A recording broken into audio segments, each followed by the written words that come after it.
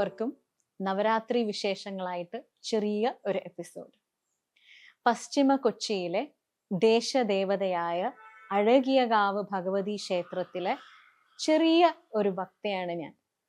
3 generations ആയിട്ട് ഞങ്ങൾ ഭദ്രകാളിയെ എല്ലാ രീതിയിലും പ്രാർത്ഥിച്ച് ഒരുപാട് ഞങ്ങൾ ഭക്തിയോടെ ഭഗവതിയെ പ്രാർത്ഥിക്കുന്ന ഒരു ചെറിയ കുടുംബമാണ്. എന്നാൽ ആ ഗ്രാമത്തിൽ പശ്ചിമ കൊച്ചി എന്ന് പറയുന്ന ദേശത്തിൻ്റെ ഗ്രാമദേവതയും ചോറ്റാനിക്കര അമ്മയുടെ അനിയത്തിയായി നമ്മളെല്ലാം ആരാധിക്കുകയും ചെയ്യുന്ന സുന്ദരിയായ അഴകിയകാവ് ഭഗവതി അമ്മയെ നമസ്കരിച്ചുകൊണ്ട് ഞാൻ നവരാത്രിയിലേക്ക് കടക്കുന്നു. നവരാത്രി നമ്മൾ എന്തുകൊണ്ടാണ് മലയാളികൾ വ്യത്യസ്തമായിട്ട് സെലിബ്രേറ്റ് ചെയ്യുന്നത്?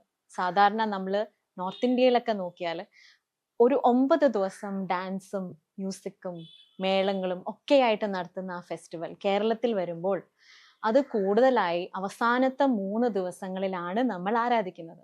അമ്പലങ്ങളിൽ എല്ലാ സ്ഥലങ്ങളിലും ഒരുപാട് ഫെസ്റ്റിവിറ്റീസ് ഉണ്ടെങ്കിൽ പോലും ആദ്യത്തെ 3 ദിവസം ഭദ്രകാളിയെ, പിന്നത്തെ 3 ദിവസം മഹാലക്ഷ്മി, അത് കഴിഞ്ഞ് 3 ദിവസം അവസാനത്തെ 3 ദിവസമാണ് കേരളത്തിൽ ഏറ്റവും കൂടുതൽ നമ്മൾ ആരാധിക്കുന്നത് ദേവിയെ.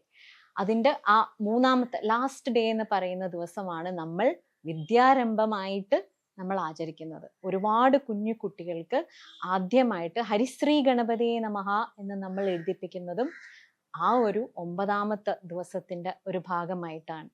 എന്നാൽ ഈ 9 ദിവസം നമ്മൾ എന്തുകൊണ്ട് ദേവിയുടെ ആ സങ്കല്പത്തെ പറ്റി പ്രാർത്ഥിക്കണം എന്ന് പറയുന്നതിന് ഒരുപാട് കഥകളുണ്ട്.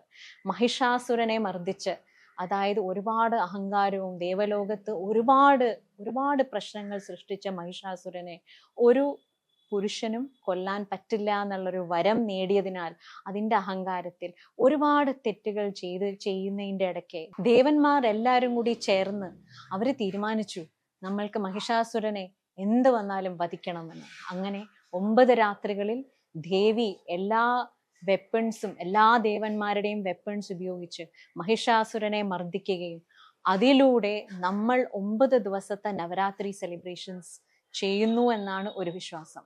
എന്നാൽ ബംഗാളികളുടെ ഇടയിൽ മറ്റൊരു വിശ്വാസം ഉള്ളത് എന്താന്ന് വെച്ചാൽ, സാക്ഷാൽ ദേവി നമ്മളുടെ ഒപ്പം, അതായത് ദേവലോകത്തുനിന്ന് കൈലാസത്തുനിന്ന് എല്ലാം വിട്ട് ഈ മനുഷ്യരുടെ ഒപ്പം 9 രാത്രികളിൽ വന്ന് നമ്മളുടെ കൂടെ വസിക്കുന്നു എന്നൊരു വിശ്വാസവും കൂടി ബംഗാളികൾക്കുണ്ട്. അതുകൊണ്ടാണ് അവർ 9 രാത്രികൾ ഒരുപാട് നമ്മൾ മഹാബലിയെ, നമ്മൾ കേരളത്തിൽ നമ്മൾ ഓണം 10 ദിവസത്തെ സെലിബ്രേഷനോടെ തിരുവോണത്തിൽ നമ്മൾ സദ്യയൊക്കെ ചെയ്യുന്ന പോലെ 9 ദിവസത്തെ രാത്രികളിൽ അവർ ഒരുപാട് ഫെസ്റ്റിവിറ്റീസ് ആയിട്ട് ദേവിയെ അവരുടെ ഒപ്പം നിർത്തി 9ാമത്തെ ദിവസം അവർ കരഞ്ഞുകൊണ്ടാണ് ദേവിയോട് ഫെയർവെൽ അല്ലെങ്കിൽ വിട വാങ്ങുന്നത്.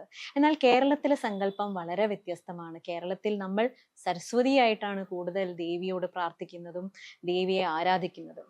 എന്നാൽ ഞാൻ ദേവിയെ ആരാധിക്കുന്നത് ഭദ്രകാളിയായിട്ടാണ്, അഴകിയകാവ് അമ്മയായിട്ടാണ്. ഒരുപാട് അനുഭവങ്ങൾ ഉണ്ടെങ്കിലും അത് പറയാൻ വേണ്ടിയല്ല ഇപ്പോൾ ഇരിക്കുന്നത്. നമ്മൾ എന്താണ് സത്യത്തിൽ നവരാത്രിയിൽ ചെയ്യേണ്ടത് എന്ന് എൻ്റെ ഗുരു പറഞ്ഞതിൽ നിന്നും ഞാൻ പറയുകയാണ്. ലളിതാ സഹസ്രനാമം ചൊല്ലുകയും അർഗലാ സ്തോത്രം ചൊല്ലുകയും പിന്നീട് നമുക്ക് ദേവി മഹാത്മ്യവും ദേവി കവചവും ഒക്കെ ചൊല്ലുന്നതിൽ ഒരുപാട് ഇമ്പോർട്ടൻസ് നമ്മുടെ സ്വന്തം ജീവിതത്തിലുണ്ട്. നല്ല കാര്യങ്ങൾ മാത്രം ചെയ്യുകയാണ് നമ്മൾ ഈ 9 രാത്രികളിലും. സ്വയം നമ്മൾക്ക് ആ വ്യത്യാസം നമ്മുടെ ജീവിതത്തിലും നമ്മൾ ഉപയോഗിക്കുന്ന വാക്കുകളിലും അറിയാൻ പറ്റും. ലളിതാ സഹസ്രനാമം എന്ന് പറയുന്ന സങ്കല്പം പോലും വാക് ദേവികൾ കൊടുത്തതായിട്ടാ പറയുന്നത് അഗസ്ത്യമുനിക്ക്. അതായത് അത്രയും തപസ് ചെയ്തതിന് ശേഷം വാക് ദേവികൾ കൊടുക്കുന്നു ആ ഒരു വലിയ ഒരു സ്തോത്രം. അപ്പോൾ നമ്മൾ മനുഷ്യർ നമ്മളത് പറയുമ്പോൾ ചൊല്ലുമ്പോൾ നമ്മൾ ദേവിയെ അത്രയും ആരാധനയോടുകൂടിയാണ്, അത്രയും ഒരു പ്യൂരിറ്റിയോടുകൂടിയാണ് നമ്മൾ ദേവിയെ വിളിക്കേണ്ടത്. എന്നാൽ മാത്രമേ ദേവി നമ്മുടെ അടുത്തേക്ക് വരുള്ളൂ. ചെറിയൊരു അഹങ്കാരമോ അല്ലെങ്കിൽ ചെറിയ ഞാനെന്ന ഭാവം വെച്ച് ദേവിയെ വിളിച്ചാൽ ദേവി അടുത്ത് വരില്ല എന്നാണ് എൻ്റെ ഒരു വിശ്വാസം. അത് ഒരുപാട് പേരുടെയും വിശ്വാസമാണ്. ഇവിടെ വിശ്വാസങ്ങൾ മാറ്റി നിർത്തിയിട്ട് നമുക്ക് നവരാത്രി ഒരു കൾച്ചറൽ ഫെസ്റ്റിവലായിട്ട് നോക്കിയാലും എത്ര ഭംഗിയുള്ള, എത്ര പേരെ ഒരുമിച്ച് കൊണ്ടുവരുന്ന, അമ്മയ്ക്ക് മാത്രം ചെയ്യാൻ പറ്റുന്ന എത്ര ബ്യൂട്ടിഫുൾ ആയിട്ടുള്ള ഒരു ഫെസ്റ്റിവലാണ് ആണിത്.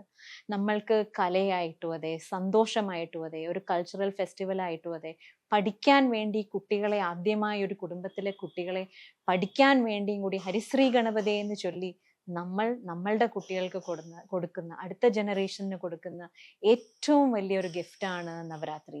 അപ്പോൾ ഈ നവരാത്രിയിൽ അമ്പലങ്ങളിൽ പോവുക മാത്രമല്ല, സ്വന്തം വീടുകളിൽ നമ്മൾ ദീപം കൊളുത്തി ദേവിയെ ആരാധിച്ച് ദേവിയോട് പ്രാർത്ഥിച്ച് എല്ലാ കുടുംബങ്ങളിലും അഷ്ടൈശ്വര്യങ്ങൾ നൽകണേ എന്ന് പ്രാർത്ഥിച്ചുകൊണ്ട് വേണം നമ്മൾ ഓരോ കാര്യങ്ങളും ഈ 9 ദിവസം ചെയ്യാൻ.